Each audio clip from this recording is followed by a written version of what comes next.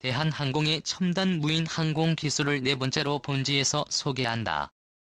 오늘의 주인공은 바로 틸트로터 무인 항공기이다. 세계 최초로 틸트로터 기술이 적용되었고 자동화된 임무 수행 능력과 6시간 이상 제공할 수 있는 기본기를 바탕으로 정찰 감시 업무는 물론 해양이나 산림 지역 등 다양한 분야에서 활용 가능한 첨단 무인 항공기이다. 여기서 틸트로터란 쉽게 말하면 이착륙 시 날개 양끝의 프로펠러가 하늘로 향하여 헬리콥터와 같은 회전익 형태로 작동하여 수직 이착륙이 가능하게 하고 비행 시에는 일반 항공기와 같이 수평 방향으로 바꾼 고정익 형태로 작동하여 고속 비행이 가능하도록 구현한 기술을 말한다. 그럼 이 무인 항공기에는 어떤 첨단 기술이 적용되었는지 소개되는 영상에서 살펴보자. 항우연 자율주행 틸트로터 무인기 등 대거 선배. 한국항공우주연구원은 오는 15일부터 20일까지 경기 성남시 서울공항에서 열리는 서울국제항공우주 및 방위산업 전시회에 참가해 최신 항공우주 연구 성과물을 선보인다고 밝혔다. 항우연은 이 전시회에서 자율비행 개인 항공기에 활용될 틸트로터 무인기 와 전기 추진 방식의 쿼드콥터 무인기 관련 기술과 함께 소방청 등 4개 부처가 공동 개발하고 있는 재난 및 치안 현장에 쓰일 총 3종의 무인기를 공개한다. 특히 1톤급 틸트로터 무인기와 전기 동력 수직 이착륙 무인기는 지난 4월 본격적인 사업에 착수해 오는 2022년 시제기 비행 시험에 나설 항우연은 밤이나 기상 악화 속에서도 지구 관측이 가능한 다목적 실용 위성 과 30cm급 이하의 해상도로 지구를 관측할 수 있는 다목적 실용 위성 내년 초 발사 예정으로 한반도 주변 해양 관측 및 대기오염물질 이동 경로를 관측하는 천리안 위성이 비호등도 선보인다. 아울러 독자 개발에 성공한 누리호 7시 보통급 고공용 엔진과 함께 일반인을 위한 우주 탐사 로봇 체험 프로그램도 운영한다. 한편 이 전시회에는 미국 레이시, 온 프랑스 사프란 등 해외 기업과 국내 우주 기업인 인스페이스나라 스페이스 픽손 이어 사오스펙 등이 참가해 기술 협력 및 수출 상담을 진행한다. 한국항공우주연구원의 세계 최초 틸트로터 무인기인 스마트 무인기 카 항우연은 스마트 무인기의 후속 실용화 모델을 대한항공과 공동으로 개발한다고 13일 밝혔다. 스마트 무인기는 이착륙 때는 헬리콥터처럼 로터를 수직 방향으로 전환해 제자리에서 이착륙하고 비행 시에는 로터를 틸트해 비행기처럼 수평 고속 운행이 가능한 첨단 항공기다. 틸트로터 방식 항공기는 미국이 지난 2005년 실전 배치한 무인기인 유일하며 무인기 체계에서는 스마트 무인기가 최초다. 항우연과 대한항공이 공동 개발할 실용화 모델은 3km 이상 고도에서 5시간 이상 채공할 수 있고 최고 속도는 250km, H 행동 반경은 최고 150km에 달한다. 특히 크기가 기존 스마트 무인기의 60% 수준으로 작고 가벼워 실용화가 용이하며 산악과 같은 혁소 지역에서 활주로 확보가 곤란한 경우에도 군사, 민간용으로 운용이 가능하다. 항우연은 이번 실용화 모델 개발 사업을 통해 세계 최초로 틸트로터 방식 무인 항공기를 실용화해 해외 무인 항공기 시장 선점과 국내 항공산업 저변 확대에 기여할 것으로 전망했다. 현대차에선 넘는 도전차 회사가 항공기 만들지 말라는 법이나 나사 출신 신재원 부사장 자동차와 항공기 일경기에 넘어 대량 생산 틸트로터 항공기로 항공산업 진출 원하는 때 누구나 이용하는 비행의 민주화 목표 현대차그룹이 제시한 VM 생태계 비전. 우측 4원 모델이 프로펠러를 앞으로 향한 채 비행하고 있다. 사진 현대차그룹 현대자동차그룹이 항공시장에 도전한다. 누구나 쉽게 이용 가능한 소형 항공기를 대량 생산 보급해 여객기가 독점하고 있는 하늘길을 민주화하겠다는 구상이다. 9일 현대차에 따르면 2028년 보급을 목표로 제시한 개인용 비행체 콘셉트 4원은 소형 항공기에 해당한다. 현대차가 추진하는 도심 항공 모빌리티 사업도 여객기와 자동차 중강 개념의 소형 항공기 시장을 창출하는 것을 목표로 삼았다.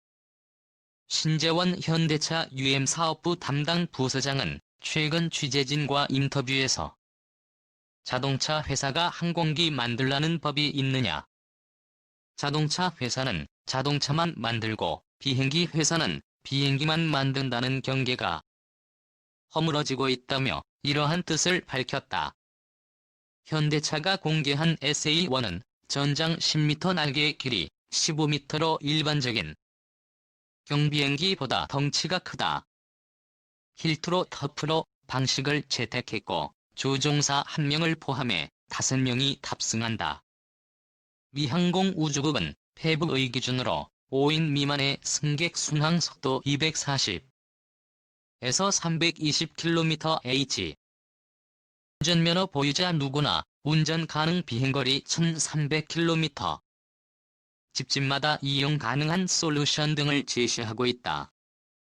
승용차 수준의 크기의 출발지와 목적지를 입력해 자율 비행하거나 그에 하도록 쉬운 조종이 가능해야 한다고 규정한 셈이다.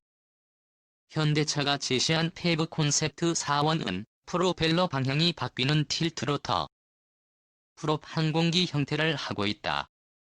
사진 현대차그룹 기준 벗어난 목표 비행의 민주화 노린다.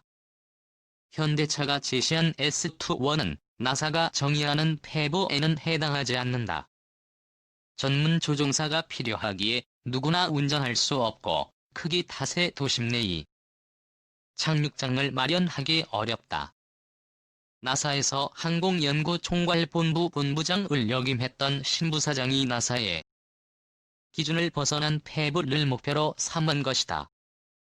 신부사장이 누구보다 잘 알면서도 기준을 벗어난 것은 그로 인해 하늘 길을 민주화할 수 있다고 판단했기 때문으로 풀이된다. 신부사장은 UM 사업을 통해 지상교통 정체로부터의 해방과 누구나 이용 가능한 비행의 민주화를 제공하겠다고 말했다. 그는 지금 대부분의 사람은 원할 때 비행을 할 수 없다.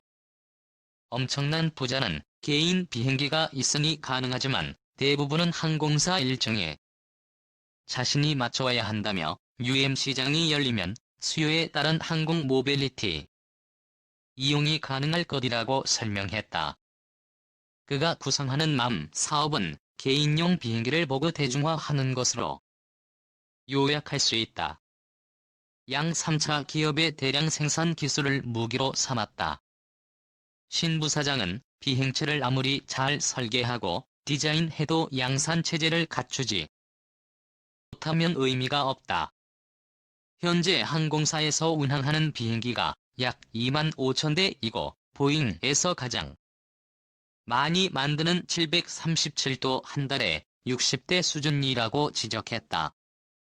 대표적인 틸트로터 프롭 항공기인 V-12 오스프리 사진 보잉 이어 UM이 실제 상용화가 되면 대도시에서 하루 수백 번 운행하는 시장이 될 것이기에 기존 항공기처럼 만들 수는 없다. 완성차 제조사와 같은 대량 생산 방식으로 가야 한다고 강조했다. 그는 전동와 빅데이터 활용 등의 기술은 항공사와 완성차 제조사가 이미 공유하는 부분이라며 현대차그룹은 안전을 보장하는 고품질 대량 생산 역량을 갖췄다고 덧붙였다. 하늘길 여객기와 페브로이원과 현대차는 S21의 티트로 터프로 방식을 적용했다. 현대차가 제시한 S21의 재원은 최고 비행 속력 290km H1회. 최대 비행 거리는 약 100km로 1회 비행 후 약 5분간 전기를 충전하고 다시 비행한다. 다만 틸트로터 방식은 배터리 문제만 해결되면 최고 비행 속력은 500km H 이상 비행 거리도 1만 km까지 늘릴 수 있다. 때문에 현대차가 도심을 오가는 비행체로 S21을 제시했지만 항공 업계에서는 도시와 도시를 오가는 수준의 비행 시장을 창출할 것이라는 전망이 나온다. SA1의 비행 고도는 300에서 600m로 설정됐다. 헬기의 비행 고도 기준 하항과 겹치는 높이다. 신 부사장은 UM은 300에서 500m 높이에서 도바람을 충분히 견딜 것으로 예상한다. 나 폭설 상태에서는 일반 여객기 도운행이 어려운 것은 마찬가지. 라며 해당 고도 비행에 문제가 없다고 주장했다. 정의선 현대차그룹 수석 부회장이 세즈 2020에서 페브 콘셉트 S2 1을 설명하고 있다. 사진 현대차그룹 업계에 정통한 한 관계자는 사원보다 작은 세스나 경 항공기가 4,000m 고도에서 1,200km를 비행한다며 틸트로터 항공기는 고정익 항공기와 비슷한 성능을 내는 만큼 배터리 용량과 규제가 해결된다면 고도를 더 높여 수백 킬로미터 비행이 가능할 것이라고 내다봤다. 또 항공기 안전 기준을 적용하면 지름 30m 규모 착륙장이 필요한데 헬기장을 생각하면 대도시 한복판에 다수 착륙장을 확보하기도 쉽지 않을 전망이라며 사연 이 도시 안을 다니기보단 도시와 도시 사이를 오가는 공유 항공기에 더 적합하다고 평가했다. 여객기는 국가와 국가를 오가고 UM은 도시와 도시를 오가는 것으로 길을 나눌 것이란 관측이다. 여객기에 비해 비행 고도가 낮고 크기가 작기에 더 안전한 비행이 가능하다. 신 부사장은 S21은 8개 로터를 사용하기에 하나가 고장 나도 제어가 가능하다며 낙하산을 장착해 판매하는 경비행기도 있는 만큼 UAM도 낙하산 적용이 가능할 것으로 본다고 말했다. 모건 스탠리는 2040년 정도에 세계적으로 1조 5천억 달러 수준의 UM 시장이 형성될 것으로 관측했다. 완성차 업체들도 항공업계와 협업에 나섰다. 독일 아우디는 에어버스와 UM 개발을 위한 파트너십을 맺었고 일본 토요타는 스타트업에 투자해 비행체를 개발하고 있다. 신 부사장은 2029에서 2030년 정도가 되면 규제도 만들어지고 기체 성능도 많이 좋아지며 대중들의 수용도도 높아질 것으로 기대한다. 2035년 정도를 빈국점으로 본다면서 보수적으로 생각해도 7천억에서 8천억 달러 규모 시장이 될 것이고 현대차그룹이 선도하는 것이 목표